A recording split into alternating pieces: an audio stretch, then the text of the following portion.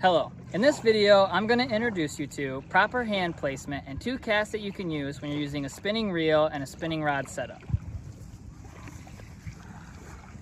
With any rod setup, you want to make sure that you use the proper hand placement that is the most comfortable for you. With a spinning reel, I like to take my index and my middle finger and place them forward of the reel just like so. This puts my pointer finger or index finger in a really good position to trap the line when I'm preparing to make a cast. You might find that you like putting 3 fingers in front of the reel. You might find that putting 1 finger in front of the reel works for you the best. It's all about what is the most comfortable.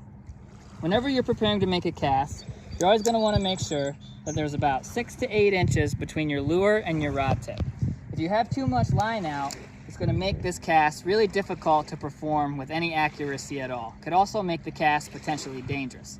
If you have too much line reeled in and your lure is all the way up to the tip of your rod, it can potentially become all tangled up in the tip of your rod, and you can potentially break your rod when trying to perform the cast.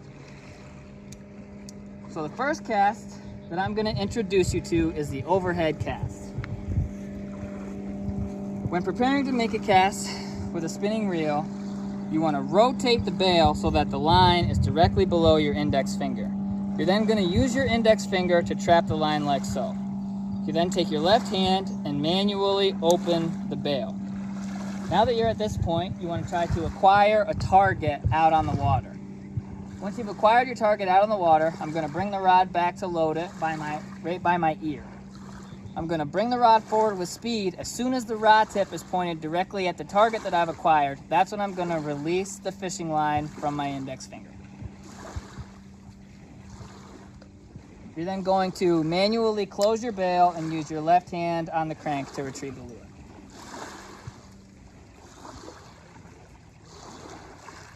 So we will perform the overhead cast one more time.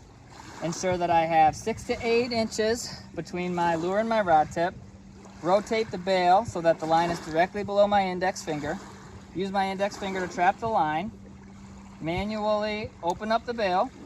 Acquire a target. Load the rod, bring the rod forward. When that rod tip's pointed directly at my target, that's when I will release the line from my finger. Manually close the bail. Use the crank to retrieve your line. The next cast that I'm going to introduce you to is the sidearm cast. Now, the reason that you might want to consider varying between the two casts is all based on what obstructions might be around you. Say you have a bridge or a tree above your head, then you want to switch to the sidearm cast because the overhead cast just isn't an option at this point. So again, I have trapped the line with my index finger, manually open the bail. This time with the rod out to the side, I'm going to load it like so. Acquire a target, bring the rod forward, and release that line when the rod tip is pointed at my target. Manually close the bail and use my left hand on the crank to retrieve the lure.